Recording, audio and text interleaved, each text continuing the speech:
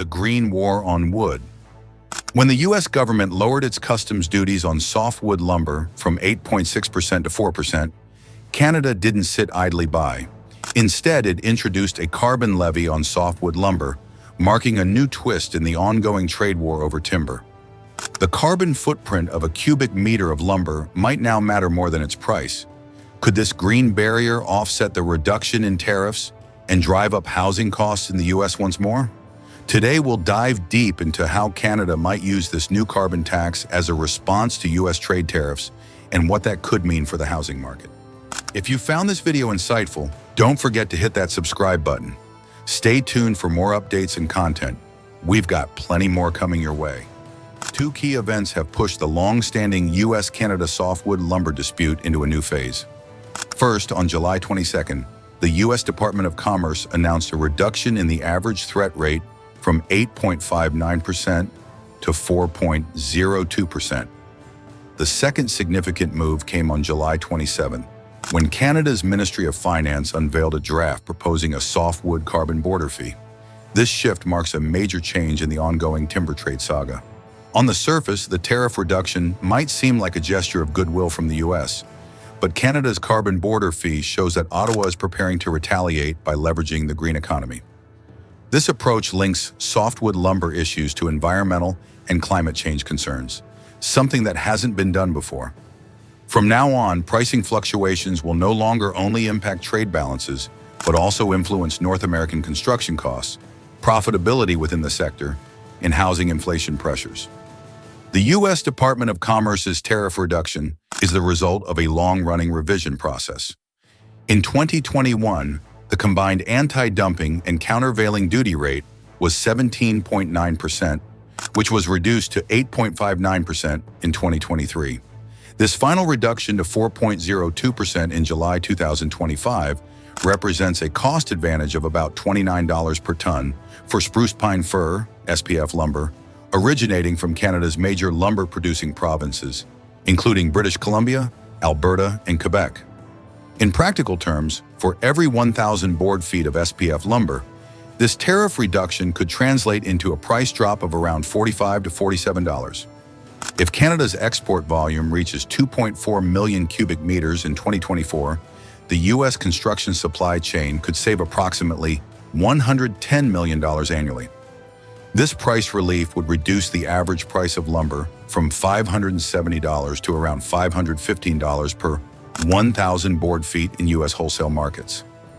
The real carbon numbers: SPF versus U.S. lumber. While the tariff reduction seems to bring price relief, Canada's proposed carbon border fee introduces a new cost that could undermine this advantage. The proposed carbon border fee draws inspiration from the European Union's Carbon Border Adjustment Mechanism, CBAM, but applies it to softwood products, not steel or aluminum. Each batch of processed lumber will be assigned a carbon intensity factor measured in grams of CO2 equivalent emissions, calculated using Life Cycle Assessment (LCA) methodology.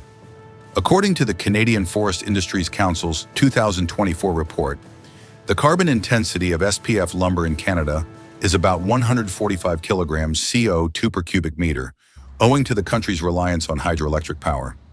In contrast, U.S. lumber from southern yellow pine and Douglas fir mixes has a carbon intensity of 235 kilograms of CO2 per cubic meter, largely because of the country's use of fossil fuels for energy. The proposed tax is set to charge an additional 28 Canadian dollars per ton if the carbon intensity of imported lumber exceeds Canada's average by 20%. With U.S. lumber's carbon intensity being 62% higher than Canada's, it falls under the full tariff. The result? A $22 to $24 additional cost per 1,000 board feet. How Ottawa's carbon tax could offset price drops. The mechanics of the new tax introduce an interesting dynamic. When the U.S. reduces its tariffs, Canadian lumber becomes cheaper. But when Ottawa raises the carbon tax, U.S. lumber becomes more expensive in Canada, which pushes up the equilibrium price in the Canadian market. This makes Canadian suppliers adjust their prices back upward or absorb the missing carbon penalty, neutralizing some of the benefits.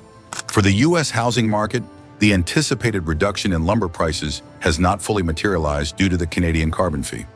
According to the National Association of Home Builders, lumber costs typically account for about 6% of the average cost of building a single-family home, which equals approximately $15,000 for a $250,000 project.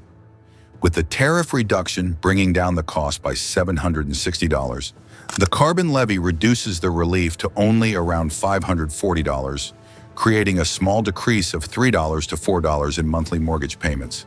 This means that although the carbon fee impacts lumber prices, the overall cost relief is still modest.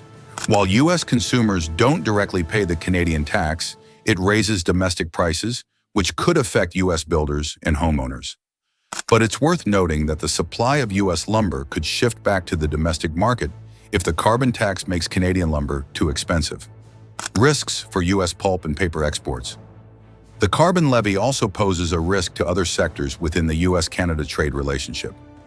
Canada's draft includes a provision allowing the carbon border fee to be expanded to other wood products like plywood, MDF, and pulp.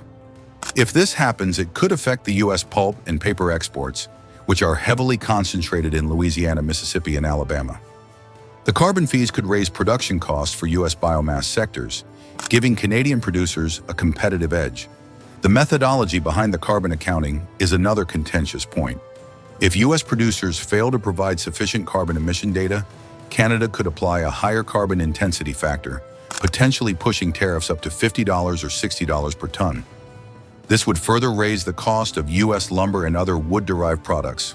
Impacts on U.S. housing market and builders. At the same time, the U.S. housing market is already feeling the effects of high mortgage rates, which are contributing to a cooling housing market. While a minor fluctuation in lumber costs might not have a significant impact, the carbon tax dampens the anticipated drop in construction costs, delaying any positive effects for homebuyers. Housing sentiment surveys reveal a growing reluctance to purchase homes, with just 18% of respondents believing it's a good time to buy. In conclusion, the combined effects of reduced U.S. tariffs and Canada's carbon levy could keep housing costs relatively stable. But the carbon tax represents a long-term strategic move by Canada to attract green investment and increase the cost of fossil fuel-intensive processes in the U.S. As Canadian timber producers strengthen their position in the green economy, the carbon tax could gradually push U.S. producers to reconsider their energy use and adjust to the evolving market. So what do you think about this green trade war? If you found this video insightful, don't forget to hit that subscribe button. Stay tuned for more updates and content. We've got plenty more coming your way.